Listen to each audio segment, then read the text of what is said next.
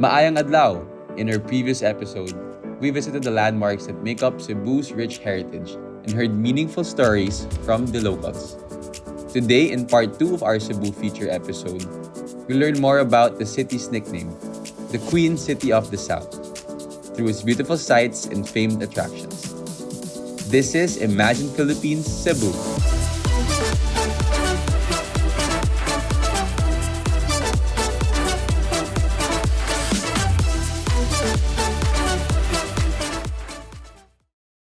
We were granted an opportunity to interview someone who knows Cebu by heart, Mr. Neil Odchige, head of Cebu Tourism. These sites are also the living witnesses of all that has happened in the entire city. Not known probably to many, but Cebu it's a highly urbanized city, but 80% of its land area is mountainous. It's a hilly land. So not probably everyone knows that we have a balance of urban life and say rural life at the same time. And the warmth of the Cebuanos really is the one that makes Cebu different among all other cities in the country. And that's because how the Cebuanos have adopted to this type of behavior of, yung parating bongga, parating very grand, in terms of how we make our guests feel that they are home, that they belong. I mean, that to me is a mark on how Cebuanos really wants to live life. Cebu has always been famous for its many tourist spots and one-of-a-kind sceneries. There is beauty in every corner of Cebu. Exhibit A, the Little Amsterdam of Cebu, Sirao Flower Farm. Okay, Sirao, it started last the year 2015. It's Barangay Sirao. So we called it Sirao Garden Little Amsterdam. It started with our flowers, which went viral. So I was inspired because people in Cebu, they called it as mini Amsterdam in the mountain. So we have 3 very popular flowers now, which is the celosia, the sunflowers, and the sage. And the family of lavenders, we got it from Singapore. So at least we have 100 kinds of flowers here in Sirao Garden. Instagrammable and unforgettable is what the Sirao Flower Farm is. Make sure you look for the original one when you drop by.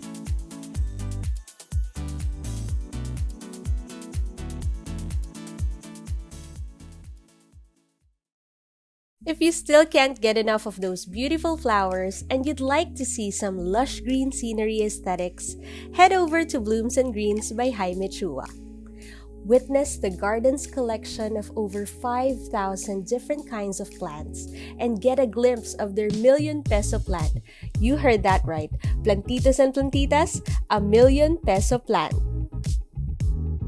Blooms and Green started as a nursery for plants. We do landscaping for houses, for hotels, for events.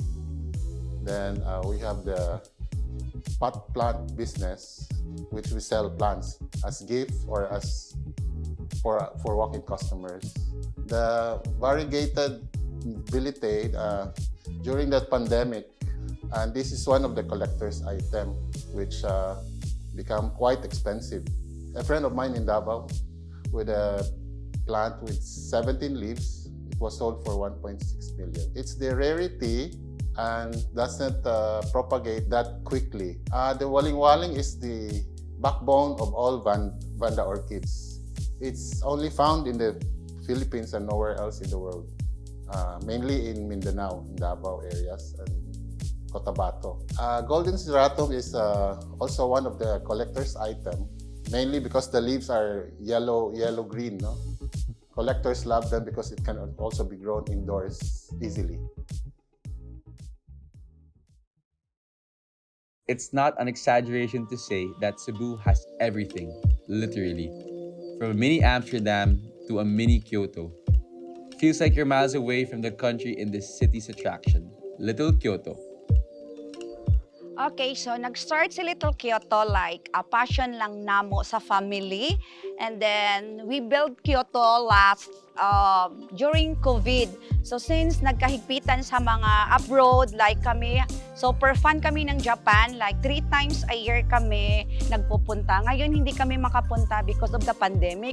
So naisipan namin family na magtayo ng Little Japan, but pinangalan namin Kyoto since bundok siya.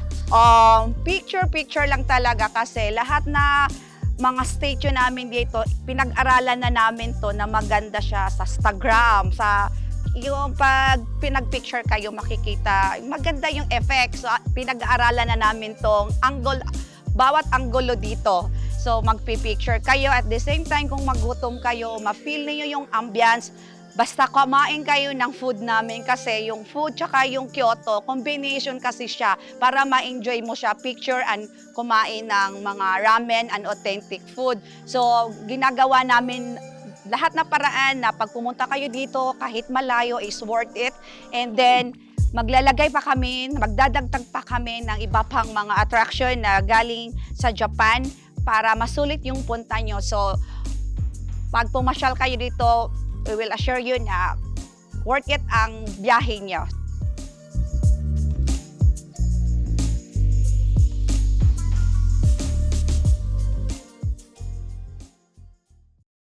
All that adventure calls for a feast, so let's not be hungry anymore and try out two of Cebu's very own, starting with the best siomai in town, White Tugpahay in Siomai sa Tisa. So we're here today in Siomai sa Tisa. It's said to be one of the best places you can get siomai here in the city. Now, I am personally a huge siomai fan, so I'm actually really excited to dig in here. So first, we have here our regular siomai. We also have our shrimp and pork siomai. And uniquely, we have our quail egg siomai. So we also have our toyo and chili oil. So let's try first the shrimp and pork siomai. All right.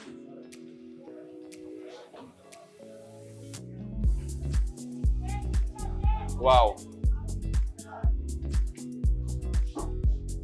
I think what makes it so good is the chili oil. It's very, very different from other chili oils that you see. It's not that spicy, but it's so flavorful.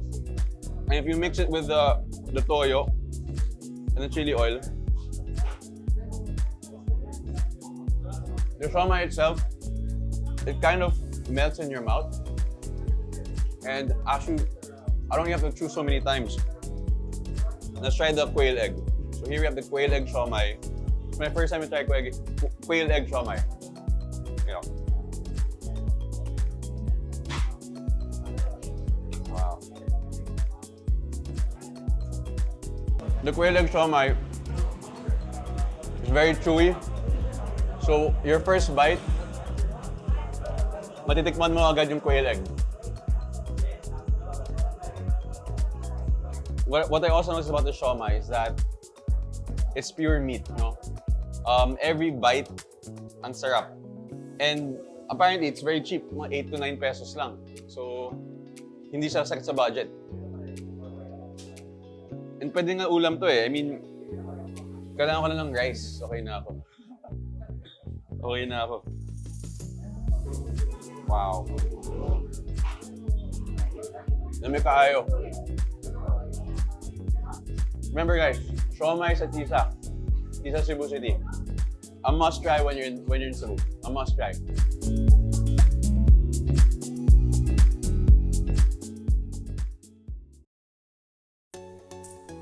For most Cebuanos, a classic perfect day ender is dining in Sugbo Mercado, where employees, students, locals, and visitors go to eat and even drink, all while having good conversations and good music. Welcome to Sugbo Mercado. So, pag pumasok na yung mga tenant namin, tinutulungan namin sila, de-develop yung brand nila, saka siya i-accelerate para mas malaki yung brand. So, Sugbo Mercado is the longest and siya yung pinakamalaki and pinaka-longest running food bazaar here in Cebu. So as of right now, we are a Grand Slam awardee for Best Food Bazaar in the entire province of Cebu. Hi everyone, we're here today in Sugbo Mercado, located in Cebu. Audrey and I are gonna check out and try all these amazing dishes that they have in store for us today. So let's go through each one by one. On my right, we have tuna panga from Cocina Guadalupe. In front of me, we have native chicken from Uma. And then on your end, On my end, of course, we always have the puso, which is the rice of Cebu. It's always partnered with the food here, yung mga ulam dito. And of course, we have the Cebu lechon belly from Cocina Guadalupe also. And their best tasting humba from Humba Haven. alright, so we got a lot of food. We got fish, chicken, and pork. So let's try each one, You go first. and then we'll give you guys a review after. Alright? So I'll go first. Yeah. Alright, since I'm a fish and chicken guy, I'll try out our tuna panga.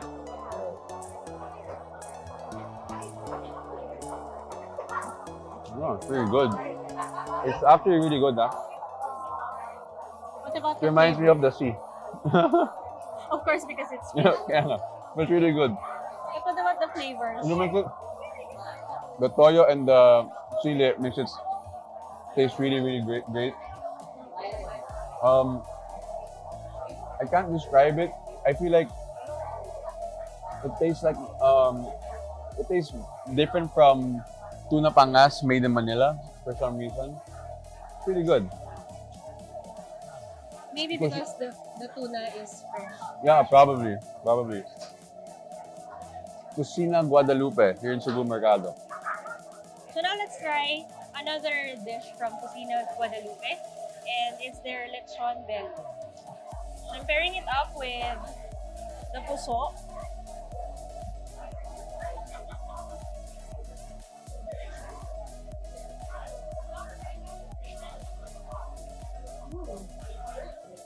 Crunchy ba? Yung So balat? I tasted the meat first. Meat first. Okay. So basically, it's not your typical lechon belly. No? Iba talaga pag nandito ka mismo sa Cebu. Everything tastes so different than in Manila. Yung alat niya at saka yung lasa ng mismong lechon, it's really tasty. Yung burst ng flavor sa bibig mo, it's really different than just eating it, well, back in Manila, no, back home. So it's better if you try it here in Cebu and in Cocina Guadalupe. Try the skin. Kumusta naman yung skin? I think it's also crunchy.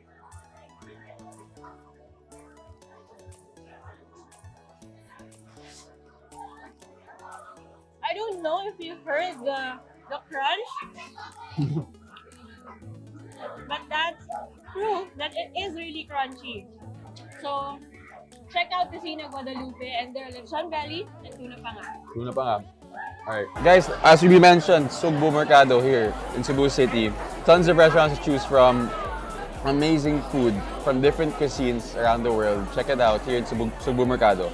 You have to try it once you're here in Cebu.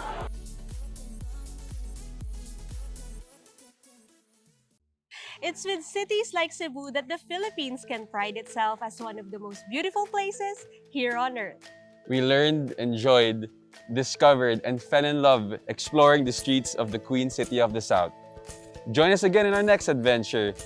This has been Imagine Philippines Cebu.